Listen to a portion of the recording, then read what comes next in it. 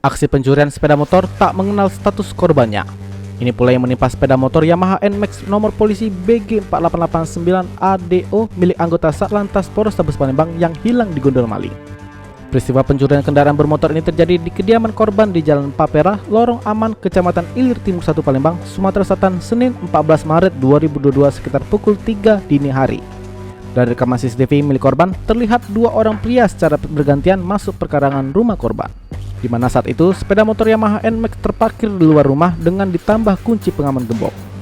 Meski sudah diberi kunci tambahan, kedua pelaku masih nekat menggotong sepeda motor Matic tersebut.